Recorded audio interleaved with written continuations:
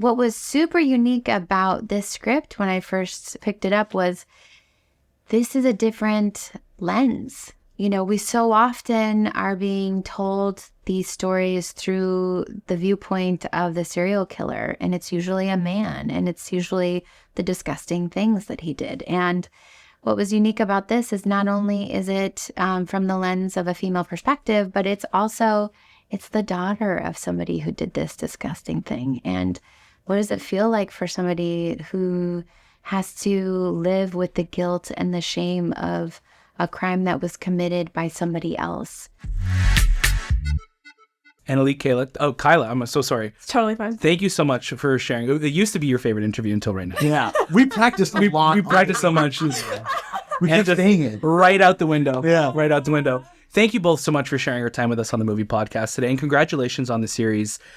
This is one of those rare shows that I just burned through. Yay! When they send us the episodes, they don't always give us all the episodes. Yeah. But since we Got did, them all? Yes. got them all. So we're just Yeah. Yeah, great. But no worry, no spoilers, no nothing like that. But we just wanted to congratulate you both because it's such a powerful show, the investigation side of it, but also not the glamorization of what the subject matter is. So I think it's a rare balance to strike that, and Happy Face, I think, does that so well. Awesome. So I'd just love to know, for both of you, going into a show like this, how do you both do with true crime? Is that an area that you both are interested in? Did you know much about, Happy Face before all of this started? And Annaleigh, we'll start with you. This is not my first foray in the true crime genre when it comes to the fictionalization or the retelling.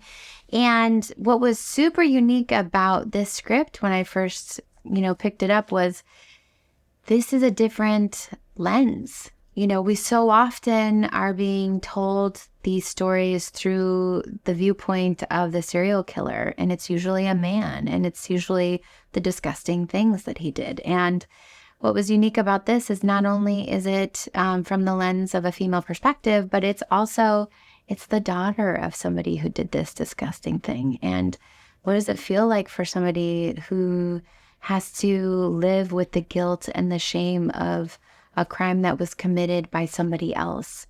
And what I think is so spectacular about Melissa Moore's story, this is her real story, is that, she could never, ever right that wrong, but she moved forward in her life and used this trauma as an act of service to those other folks who have been touched by the trauma of crime. Definitely. Kyle, how about you?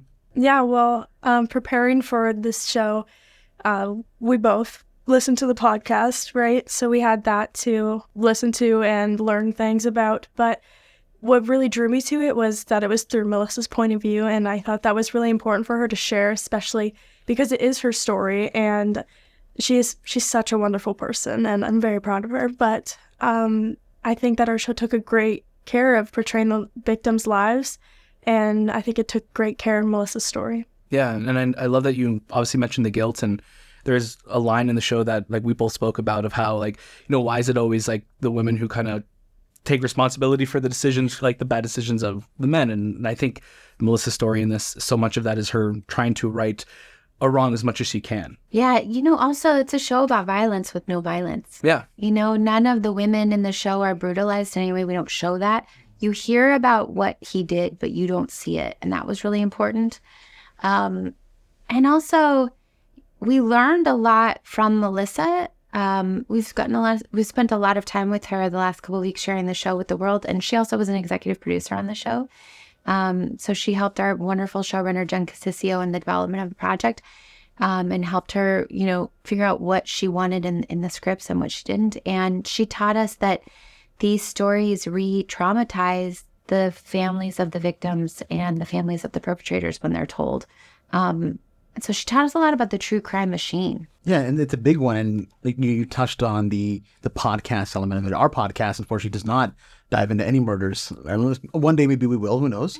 But as of right now, we're going to keep it to shows. But what is your opinion on when you see these podcasts investigating? What surprises you most about that side of things? We've sort of talked a lot about why we are so interested in true crime, and when you think about it, one of the things that's so, fantastic about our show is that every week you end on a cliffhanger. Yeah. And so you have to come back to figure out what happened.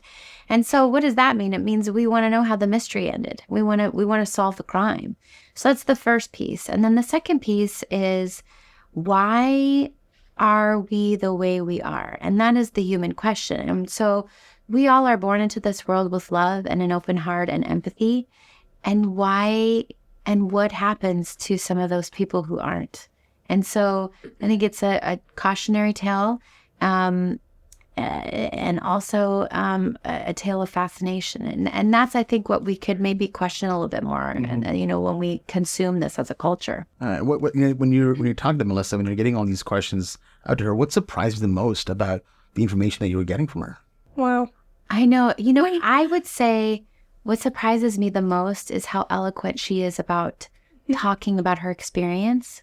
And obviously she's been processing it and trying to understand what she wants to do as a response. But I am overwhelmed by her generosity of spirit, her inherent empathy, and really the way that she has tried to be really, really honest about how uncomfortable it is to be her, and how in being open about her secret, it's a reminder to all of us that you can't hide who you are, even if it's something uncomfortable and even if it's not your fault. Kayla, how about you? Anything that surprised you when you were learning more about this case, or even just seeing how cases like this are now being investigated through podcasts and other types of media now? Yeah, well, going off of what you said earlier, like Ivy said on the show, bad things don't just happen. People choose to do those things, and that interests her,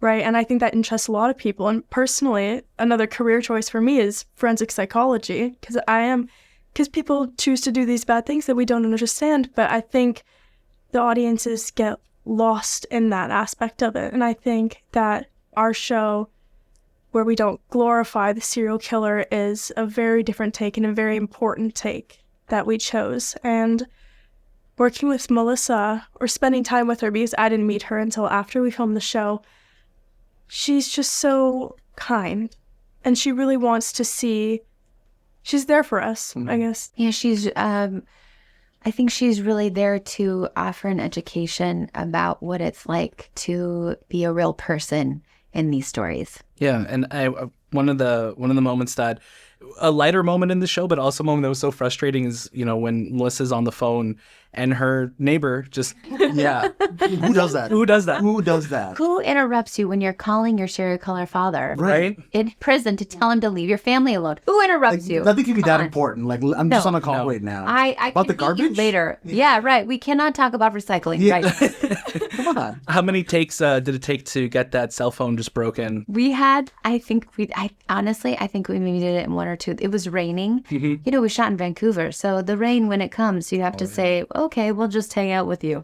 And it was one of those nights where my hair could only handle 3 more minutes. One thing that we love throughout this series is the use of the cranberries. The presence of the music is incredible throughout this series, and you both are obviously very talented in the world of music. So I'd love to know, what was it like? What do you both use, I guess, when you're preparing for roles? And it doesn't just have to be for this film or for this series, but are you making playlists? Are you building songs? Are there some things that you go to kind of get you both in the mindset of, preparing for roles like this? That's a great question. Do you use that as a way to help you find yourself and get you there? I did. In the middle of filming, I started making playlists. There's one on my phone that's called Hazel's Playlists, and I can't say what the songs are because there's totally spoilers in there, but it's really interesting. You can really find songs that will really bring you into certain moments and emotions that do help you get into character. So I definitely use that. Love that. Yeah, it's always been fun to me to watch other actors and their process, and you can steal and you can, take from them. And there have been some great actors that I've seen over the years that really respond to that in an incredible way. And I actually don't use that as much on set, but when I'm living in the world on stage in a musical, sometimes it's wild how just one part of the orchestra can change the whole show. Right. You know, there have been times where we changed the string part and you can hear the strings better. We changed the sound and you can hear the horns better, and it can change the whole song, and it can change the whole scene, and therefore change the whole show. So the power of music, in my opinion, is everything. You know, you feel it in your guts. We call it like the tuning fork for your guts. Yeah. Oh, yeah, definitely do. And we keeping it on the theme of music here. There's that really killer karaoke scene as well. Which I really wanted to make sure that I wasn't singing too much. I thought it was going to be inappropriate if, like, all of a sudden, like, I sang really good. I didn't want to take the audience out of it, but for some reason, it is a common thing for me to play characters who sing karaoke. It happens all the time. I love it. But for both of you, outside of your characters, what would you say is like your go-to karaoke song? I like to sing No More Tears. I sing the Barbra Streisand part and the Donna Summer part. Oh, wow. Okay. Why not? At the same time. At the same time. Mike's going, of course. Yeah. That, or sometimes I do Take Me or Leave Me from Rent and sing both parts at the same time. Yes. I like to do a duet. Good. Next up will be Summer Lovin'. Oh, good. What about you? Gosh, I love musicals. I'll just listen. What's the really good musical? Oh my gosh. Which one? Who's in it? Is there a green witch? And that one? Is it kind of wicked? It was your musical. Yes. No. Who are you playing? What kind of character are you playing? We're gonna help you here. We'll find out. I listen to Taylor Swift a lot. Yeah. Probably anything of hers. My next song at karaoke is me. Sorry, not sorry. I said that earlier today because after working in Vancouver, my little boy says sorry instead of sorry. Because I'm a New Yorker. That's true. That's how we get caught all the time. Yes. No. That's jokes that people say all the time. You're like, It's people like that is like people will find us out. They'll know we're not like if we're somewhere else doing a junket. They're like, you said so Canadian. Yes. Yeah. Also, when we were filming it, I have to be like, we live in Seattle, so you have to say mom, not mom. Pasta. And pasta. Kyla, you're doing it again. I love it. It's so fun. So fun. I know. Little things. Also, I'm an Anne of Green Gables super fan, so I'm so 100%. 100%. So that's awesome. Annaleigh, Kyla, so grateful for both your time. This show is so fantastic, and it's something that I can't wait for people to see more of. So, again, thank you for your time, and we hope to get to talk to you in the future again. Thanks. Thank you. Nice meeting you.